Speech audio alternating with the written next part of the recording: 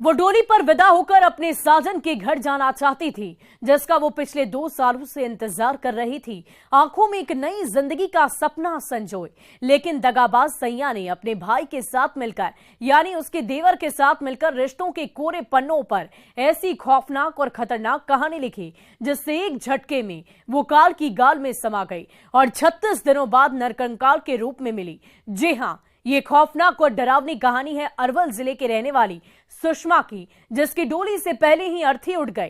देखिए इस रिपोर्ट में दगाबाज सैया और कातिल देवर की पूरी खौफनाक साजिश। होने वाले सैया ने की दगाबाजी।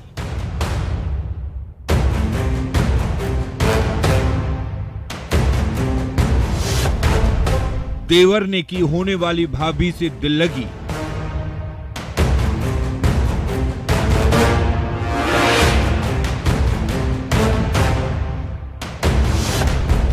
दोनों ने मिलकर रची खौफनाक साजिश।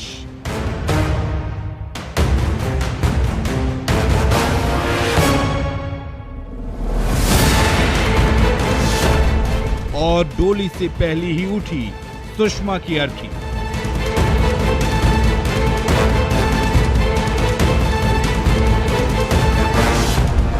छत्तीस दिनों बाद मिला सुषमा का नरकंकाल।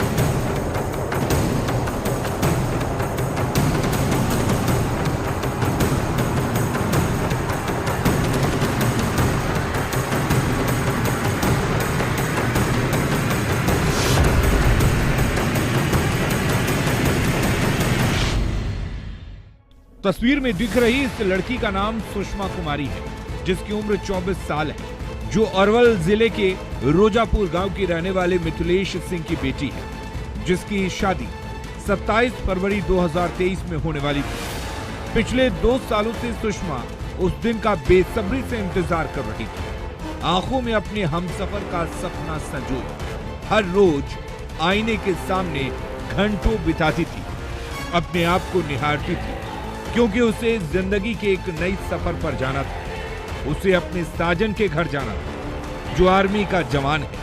लेकिन जब वो घड़ी नजदीक आई तो उसका होने वाला साजन दगाबाज सैया बन गया और अपने भाई के साथ मिलकर शहनाई बजने से पहले ही मातम की धुन छेड़ दी और दोनों भाइयों ने मिलकर सुषमा को काल की गाल में भेज दिया, जिसका 36 दिनों बाद नरकंकाल मिला है, जिसकी तस्दीक ये तस्वीरें कर रही हैं। जंगल में खाक शांति पुलिस कर रही है। नरकंकाल के पास बिखरे सुषमा के कपड़े कर रहे हैं।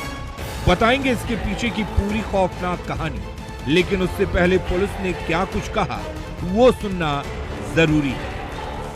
अरवल में एक लड़की वाला मिथिलेश सिंह नाम है, रोजापुर का, वो लड़की का शादी ठीक किया था। वो 10 लाख रुपया भी दिया था, जैसे वो बता रहे थे। और लड़की को अरवल घुमाने के लिए लाया और वहाँ से लड़की गायब हो गई। लगभग वो 36 दिन हो गया है। तो आज अरवल के एसपी साहब आए थे, उनके सहयोग में हम गए थे ग्राम गयाचक में। तो वहाँ पर एक लाश मिला, जो आपको नीचे ऊपर नरकंकाल था, अब बीच में थोड़ा सा टिश्यू बचा हुआ था। वो कपड़ा लता से पहचान किया उसका परिजन। करता है उसका छोटा भी भाई हुआ और जॉब के लिए पैसा है दिए थे। तो कहाँ का रहने वाला था? दिलावरपुर मंगर मटिया का रहने वाला। सुन लिया आपने, जिसे समझने के लिए वक्त के पन्नों को पलटना पड़ेगा। वो साल था 2020। पुलिस के मुताबिक अरवल जिले के रोजापुर गांव की रहने वाली सुषमा कुमारी के पिता मिथिलेश सिंह ने अपनी बेटी की शादी तय की थी औरंगाबाद जिले के दिलावरपुर थाना देवकुंड के रहने वाले सुरेंद्र यादव के बड़े पुत्र रंजीत कुमार से। शादी 2020 में तय हुई थी, जिसके कुछ दिनों बाद ही एंगेजमेंट हो गई थी। तब सुषमा के होने वाले पति रंजीत की सेना में भर्ती होने वाली थी और भर्ती के दौरान पैसों की उसे सख्त जरूरत थी। सुषमा के पिता मिथिलेश सिंह ने दहेज की रकम में से 6 लाख रुपए अपनी जमीन बेचकर रंजीत के पिता सुरेंद्र यादव को दे दिया था। नौकरी हो गई उसके बाद भी पैसे की डिमांड दहेज के रूप में की जाने लगी। मिथिलेश सिंह ने अपनी बेटी की शादी के लिए 2 साल इंतजार किया और इस दौरान लगभग 10 लाख रुपए दहेज के रूप में दिया। उसके बावजूद भी शादी नहीं हो पा रही थी। दिन प्रतिदिन पैसों का डिमांड बढ़ता जा रहा था और लड़का रंजीत, जो कि सेना में जवान है, वो शादी से मुकर रहा था। कई बार समझाने का प्रयास भी किया गया, लेकिन वो शादी के लिए तैयार नहीं हुआ। उसके बाद पैसे वापस मांगने की नौबत आ गई। जब सुषमा के पिता ने रंजीत के पिता सुरेंद्र यादव से पैसे की मांग की, तो पूरे परिवार ने मिलकर एक खौफनाक चाल चली और जिसमें मोहरा सुषमा का होने वाला देवर विजेंद्र कुमार बना। उसने अपनी होने वाली भाभी सुषमा से फोन पर बातचीत शुरू कर दी। बातचीत के दौरान ही उसने साजिश के तहत सुषमा को अपने प्रेम जाल में फंसाया। जब सुषमा पूरी तरह से उसके प्यार की गिरफ्त में आ गई, तो उसने आखिरी चाल चली और पूरी प्लानिंग के साथ 15 नवंबर को 3 बजे विजेंद्र सुषमा से मिलने के लिए अरवल पहुंच गया। वहां जाने के बाद उसने अपनी होने वाली भाभी सुषमा कुमारी को फोन किया और बाजार में मिलने के लिए बुलाया, जिसके बाद सुषमा अपने परिजनों को ये कहकर घर से निकल गई कि रंजीत का भाई आया है, मिलने के लिए बुलाया है, मैं उससे मिलने के लिए जा रही हूँ। लड़की के परिजन बताया कि मोबाइल से हमारी लड़की बात करती थी। बात करते करते लड़का का भाई से संपर्क हो गया था, तो विश्वास में आ गया अरवल से वो लेके चला आया जहानाबाद, जैसा कि वो लोग बताया है। हमारे क्षेत्र में केवल कंकाल मिला है। वो बताता था कि भाभी बोलते हैं उसको या फिर प्रेमिका।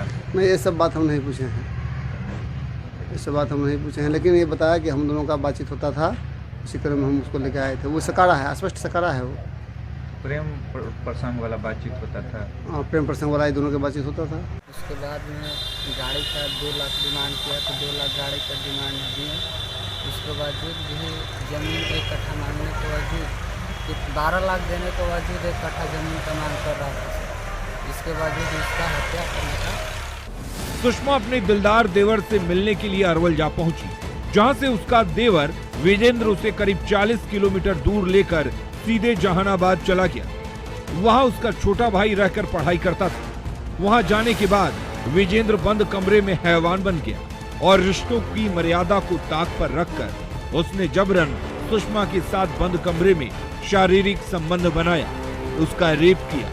उसके बाद वहां से उसे बहला फुसलाकर 60 किलोमीटर दूर पटना के जानीपुर थाना क्षेत्र के गाजाचक मोहम्मदपुर आ गया, जहां उसके रिश्तेदार रहते थे। वहां भी विजेंद्र ने फिर से सुषमा के साथ दुष्कर्म किया और उसकी हत्या कर दी। उसके बाद शव को स्कूल के पास झाड़ियों के अंदर छिपा दिया और वापस लौट गया। इस दौरान वो अपने भाई रंजीत यानी सुषमा के होने वाले पति के संपर्क में फोन से लगातार रहा। जगह पर विजेंद्र के साथ में करीब 10 किलो नमक लेकर गया और सुषमा की लाश को नमक से पूरी तरह से ढक दिया ताकि लाश सड़ गल जाए। हम लेके अरवल आए थे, अरवल से जहानाबाद ले गए, जहानाबाद से फिर रात में यहाँ लेके आए और यहीं पर इसको हम मार गया, घिसिया स्कूल में मार दी जाए।